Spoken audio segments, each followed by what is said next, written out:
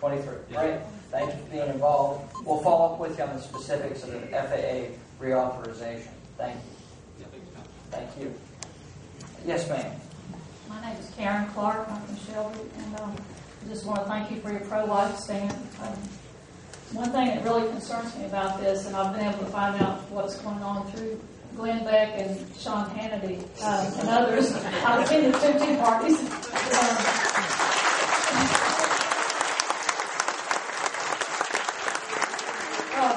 I'm really concerned. Our Constitution said, it didn't say anything about guaranteeing insurance for everyone or giving us everything. One of our founding fathers said, any government that's big enough to give you everything you want is big enough to take everything you have. And that really concerns me about this bill. One thing I'm really concerned about this bill is it basically would force people to use birth control. If that didn't work, force them into using abortion. That really concerns me. That is not life. Our Constitution gives us the right to life, and that is against God Almighty. It's against everything sensible. It's forcing people into abortion. That's like China. This is America. It really concerns me. It's against life. It's against life for the unborn. It's against life for the elderly.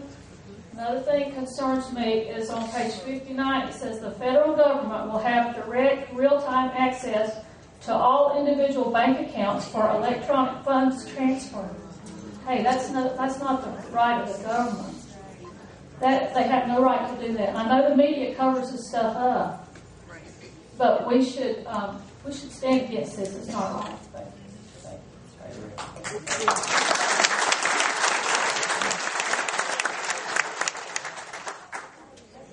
There's a lot to be concerned about with how Washington is acting right now. In terms of forced abortions, it's not in this bill. Thankfully. But there is abortion funding within the legislation, and that's a concern to me. And it's a concern to me that within the government exchange, the plans to be offered within that government exchange will include abortion as a medical procedure.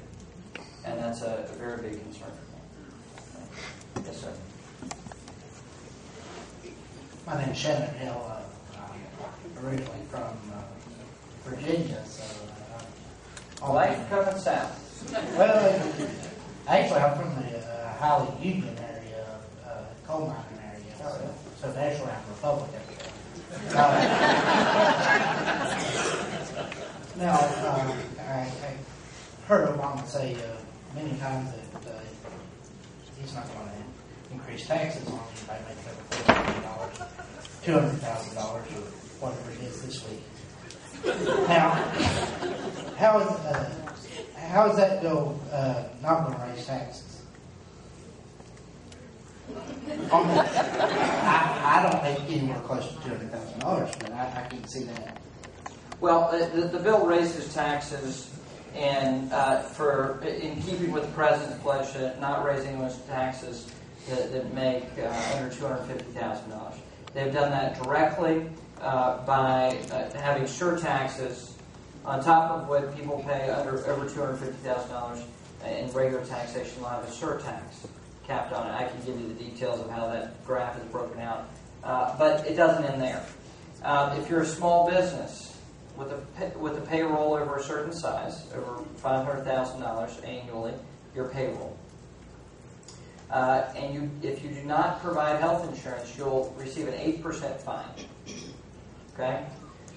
You can see a lot of small businesses with payroll of that size where the owner of that business does not make anywhere close to $250,000 a year. Right? Who will be paying more taxes if he cannot afford to provide health insurance. Furthermore, as I said at the beginning of this program, Lord.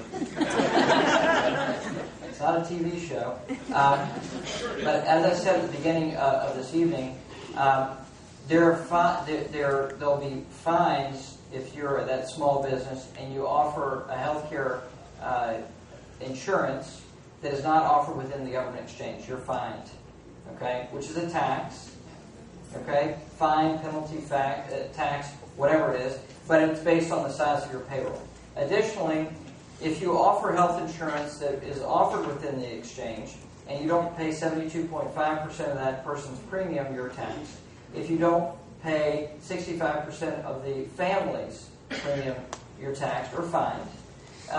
And finally, as an individual, no matter how much you make, you must buy health insurance. There's a personal mandate here under penalty of law. If you do not buy health insurance, you have a 2% fine or penalty based on what you make. So think about that. Is that a penalty? Is that a fine? Or is it a tax? I think it's a tax.